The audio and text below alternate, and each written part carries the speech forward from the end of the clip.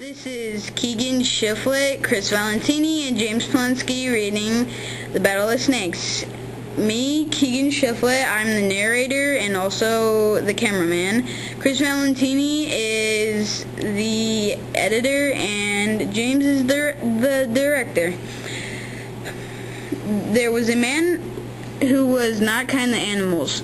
One day when he was hunting, he found a rattlesnake and decided to torture it. He held its head to the ground and pierced it with a piece of bark.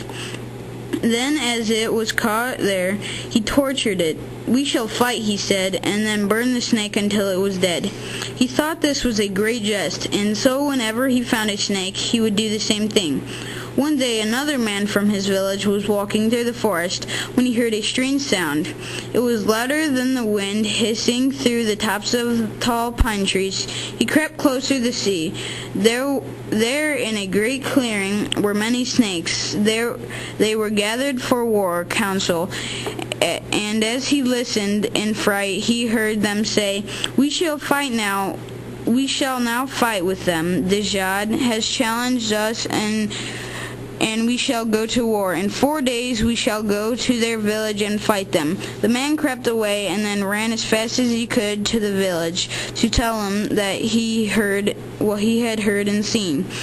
The chief sent other men to see if the report was true. They returned in great fright. Chapter 2.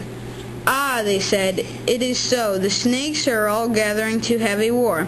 The chief of the village could see that he had no choice. "We must fight," he said, and ordered the people of the village to make preparations for battle. They cut mountains of wood and stacked it along piles all around the village. They built rows of stakes close together to keep the snakes out.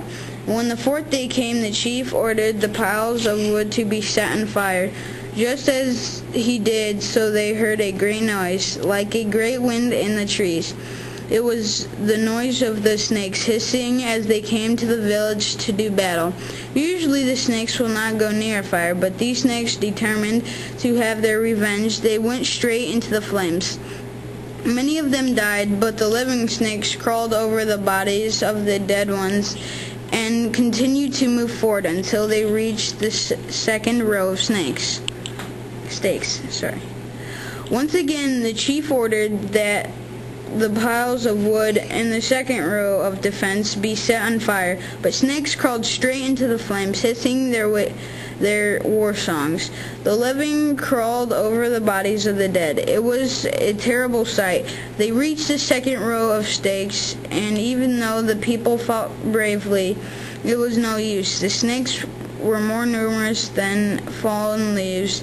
They could not be stopped. Soon they forced their way past the last row of stakes, and the people of the village were fighting for their lives. The first man to be killed was Dajjad, the one who had challenged the snakes to battle. It was now clear that they could never win this battle. The chief of the village shouted to the snakes who had reached the village, "Hear me, my brothers, we surrender to you. We have done you a great wrong.